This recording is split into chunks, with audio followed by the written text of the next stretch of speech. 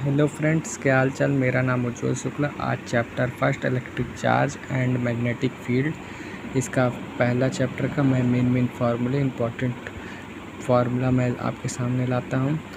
Q equal to any quantization of charge होता है, N number of electron होता है। कूलम्स लॉ वो होता है जो दो चार्ज के बीच में फोर्स, अट्रैक्शन फोर्स या रिपल्सन फोर्स लगता है। इसकी वैल्यू होती है K Q1 Q2 by R square. इसे वेक्टर फॉर्म में K Q1 Q2 upon mod of vector R1 minus vector R2 का होल क्यूब लिखा जाता है। और ऊपर देख ही रहे होंगे row vector R1 minus R2 है। ठीक, अब ये देखिए इलेक्ट्रिक फील्ड होता है फोर्स पर यूनिट चार्ज, और ये देखिए K की वैल्यू होती है 1/4 पाई एप्सिलॉन नॉट होती है परमेबिलिटी। और डाइपोल होता है चार्ज और सेपरेशन बिटवीन द चार्ज। जो चार्ज का जो डिस्टेंस होता है वो 2L ले लेते हैं, तो Q इक्वल टू 2L। और एक्सियल पॉइंट पर डाइपोल होता है 2kp बाई आर क्यूब, और इक्वेटोरियल पॉइंट पर होता है kp बाई आर क्यूब। और किसी भी पॉइंट पर अगर आता है डाइपोल, अगर आपको लिख रहा है तो kp by R cube under root 3 cos square theta plus 1 होता है। और देखिए टॉर्क ऑन डाइपोल पे मतलब कितना टॉर्क लग रहा है, तो वो होता है क्यू 2L साइन थीटा, जिसे हम लिख सकते हैं पी साइन थीटा। अब पी साइन थीटा, अब देखिए ऑसिलेशन ऑफ डाइपोल होता है, वो होता है टाइम पीरियड, इसके लिए निकाला जाता है 2 pi under root I by P. I होता है मोमेंट ऑफ इनर्शिया, ये देखिए मैंने लिखा भी है, ये मेरे शॉर्ट नोट्स है। वर्क डन होता है work done in rotation of dipole, ये होता है minus P cos theta 2 minus cos theta 1। Potential energy होती है डाइपोल की माइनस पी कॉस थीटा। अब देखिए इलेक्ट्रिक फ्लक्स होता है into D S cos theta. Gauss law होता है किसी भी क्लोज सरफेस के लिए फ्लक्स लिखा जाता है क्यू इनसाइड चार्ज, मतलब जो इनसाइड होता है, इनसाइड चार्ज होता है किसी भी बॉडी के, उसी को बस लिया जाता है। ठीक, तो ये चीज़ ज़रूर ध्यान रखिएगा। और ये देखिए सॉलिड एंगल और प्लेन एंगल का रिलेशन है।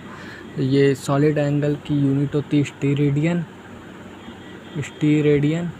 ठीक, और देखिए अब एप्लीकेशन आ जाता है गॉस लॉ का।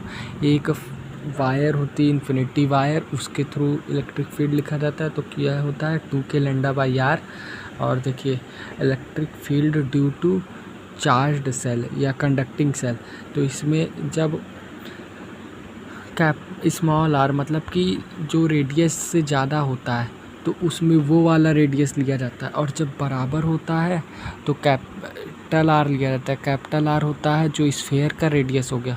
और जो स्मॉल वाले में इलेक्ट्रिक फील्ड अगर क्या है कंडक्टिंग है तो उसमें 0 हो जाती है, क्योंकि कंडक्टर के अंदर इलेक्ट्रिक फील्ड नहीं जा पाती है, क्योंकि वो इन्फिनिटी हो जाती है। ठीक, अपॉन में इन्फिनिटी होती है, जिसके कारण होता है 0 हो गई। और क्या है electric field due to charged non conducting, तो नॉन कंडक्टिंग में सिर्फ एक केस इम्पॉर्टेंट होता है, जहाँ पर जैसे अंदर आता है जो 0 हो जाती थी उसमें, और नॉन कंडक्टिंग में KQ बाई आर क्यू हो जाती है। ठीक, और electric field due to infinity thin sheet होता है। Electric field equal to sigma upon 2 epsilon naught, यही थिक शीट हो जाती है तो सिग्मा बाई एप्सिलॉन नॉट हो जाती है। यही सारी यूनिट लिखा हुआ हूँ। K की वैल्यू होती है 9 × 10⁹ न्यूटन मीटर पर कूलम स्क्वायर। एप्सिलॉन होता है 8.85 10⁻⁻12 कूलम स्क्वायर पर न्यूटन मीटर स्क्वायर। ठीक, और इलेक्ट्रिक फील्ड की 2 यूनिट होती है, न्यूटन पर कूलम और एक होती है वोल्ट अपॉन मीटर। ठीक, और ये सारी यूनिट हो गई।